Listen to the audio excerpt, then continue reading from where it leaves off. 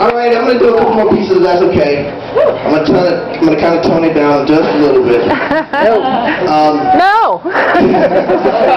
This next piece, I'm much older than I look, so this next piece is about a conversation I had with my daughter. And they're remembering things that my dad used to tell me that I used to get pissed off at, and now I can appreciate it. Yeah. This is called Words My Father Told Me. My dad used to tell me no because he was my dad and he said so. And that infuriated me. And it started not too long ago where I turned into the ogre. Dad, I never get to go to my friend's house. The same friend she saw yesterday and they played. Imagination limited only by innocence. Good times met happy days again, but I couldn't let her go this time. And I turned into this green flesh-eating monster who stole fun right out of the atmosphere. I mean, I made the Grinch look like the world's greatest dad. You're not allowed to go over to friends' houses that I don't know. You're not allowed to play that far away from the house. And you can't talk to strangers because I don't trust half the people that I know. And before you ask me that question again, the answer has been and still is no. And she stomps away pouting. And I wonder where to draw the line this time because she came crying to me again last night.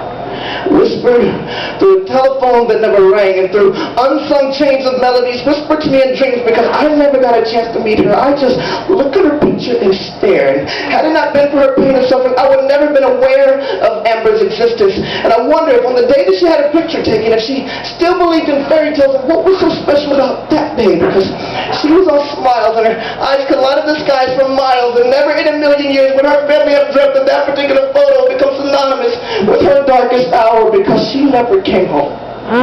Her song was ripped from her throat, her innocence stomped on, and her remains crumpled up like waste in a drainage ditch. And the kindest explanation that I can think of is that at the tender age of 9, well, she turned him on. And maybe he got a little carried away with this one. After all, he had so much love to give, and she simply couldn't take it. But I hear her name whisper, cried, screamed, flashed across my computer screen every time a child goes missing, and I look at my daughter and try to explain, listen to me. I want you to have fun, and I want you to make friends, and I want you to be free, and I want you to fly, but I can't let the last picture we took of that beautiful smile to be the picture the world sees because you saw the horrors of this world up close. Just let me be the only ogre you ever see because I'm your dad, and right now you're still mad, but that's okay. Just let me pluck a few feathers out of your wings, and I know I still stink, but I have this need to see you fly higher and farther than my wings will carry you. While I desperately want you to understand, I pray to God you never have to. You see, those people are still out there, and until I catch them, it's not safe. That's too much for me to say and too much for her to comprehend. So what I tell her is, the answer is still no, because I'm your dad and I said so.